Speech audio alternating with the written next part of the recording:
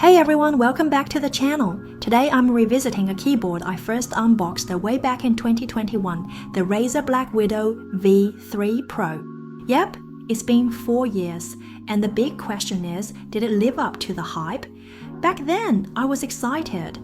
Wireless mechanical, full-size layout, bright RGB, the whole package. Over the years, I've rotated through a few different keyboards, so this one wasn't always my daily driver, but still, I kept coming back to it, hoping it would finally deliver the experience I expected. And while it's still a solid keyboard in many ways, it definitely hasn't been smooth sailing. So this isn't just a review about how it's aged, it's about the real ownership experience over 4 years. If you're first time here, my channel is me talking about games, tech gadgets, and sometimes I get into real chats. If that sounds like your thing, check a like and hit the subscribe and the bell so you don't miss future updates. Let's rewind the clock and kick things off with that original unboxing. Unboxing a Razer product never really lets you down. The packaging is sleek, the presentation is clean, and everything just feels premium right out of the gate. Out of the box, the BlackWidow V3 Pro immediately gives off that high-end vibe. It's hefty, not in a bulky way, but in a way that feels solid and durable. The top plate is aluminum, giving it a sleek, industrial finish, while the underside is sturdy plastic. For the connection, it offers a flexibility with both 2.4 GHz hyperspeed wireless and a Bluetooth, letting you connect to up to 3 devices. Perfect if you're switching between a PC, a laptop, or even a tablet. The key switches sound crisp and satisfying. Take a listen.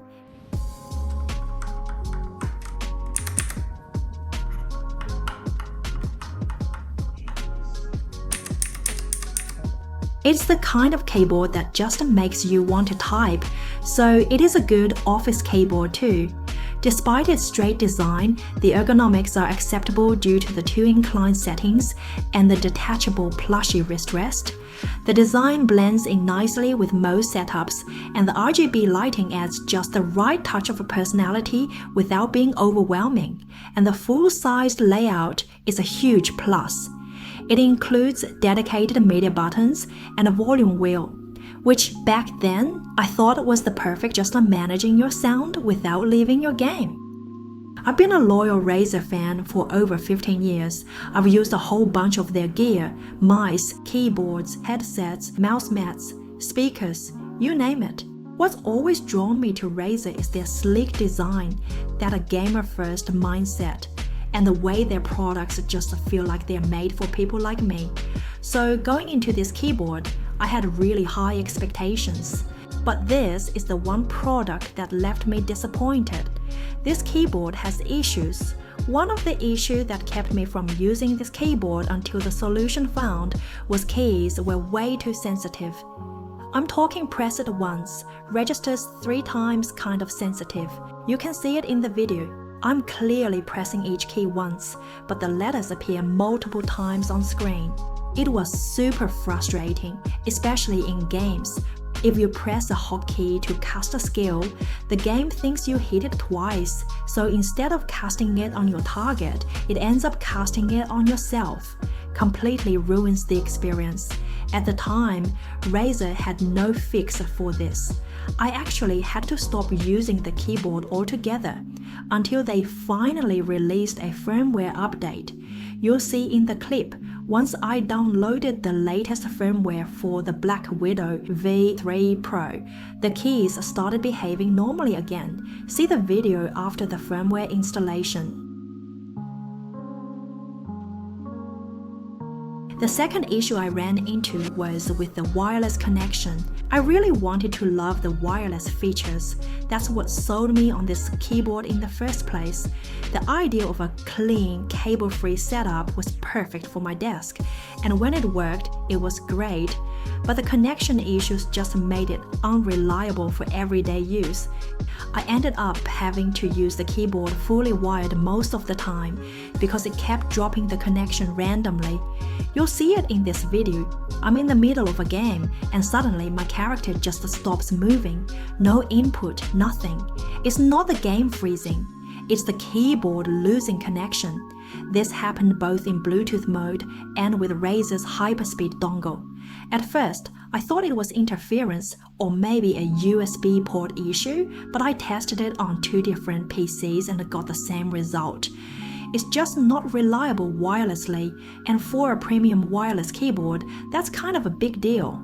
To be fair, once it's wired, it works perfectly. No input lag, no stutter.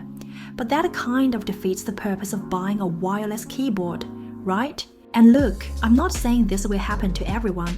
I didn't come across a ton of complaints online. But from my personal experience, if you're looking for rock-solid wireless performance, this keyboard might let you down. The third issue I've had is with the volume control wheel. It's kind of weird. Sometimes it just doesn't respond at all, and other times it triggers completely on its own. Like I'd be watching a stream or a video, and out of nowhere, the sound would suddenly drop or mute. And when I do try to use it, it doesn't behave the way you'd expect. You spin the wheel expecting the volume to go up or down smoothly, but sometimes it only adjusts by 1%. Or nothing happens at all. It's super inconsistent, and it makes something as simple as adjusting volume more frustrating than it needs to be. It's a shame because the volume wheel was one of the features I was excited about. I haven't found any solutions to it. And lastly, I wouldn't exactly call this an issue, but it's definitely something worth noting. The wrist rest will wear out easily. See the video? The soft leather edge started cracking and peeling, mostly around the edges where my wrists rest the most. It still attaches. But yeah, it doesn't look great anymore, and it's definitely not as comfortable as it was when it was new. So if you're picking one up or you're still using it after a few years, just be prepared for that kind of wear and tear. It's pretty common with this type of material. But for a premium product, I do wish it held up better. Now, Razer does have a solution. If your wrist rest is worn out, you can buy a replacement online, but it'll cost you 57 Australian dollars. At that price, I'm not sure it feels like a fair fix. So while I still have a soft spot for the BlackWidow V3 Pro, I wouldn't rush to recommend it, especially with newer, more reliable options on the market. If you've made it this far, thanks for watching. Let me know in the comments if you've had a similar experience with this keyboard, or if you found a better alternative. So that's it, I'm Ellie. I share honest reviews, gaming thoughts, and the occasional rant. Don't forget to like the video, hit subscribe, and I'll catch you in the next one.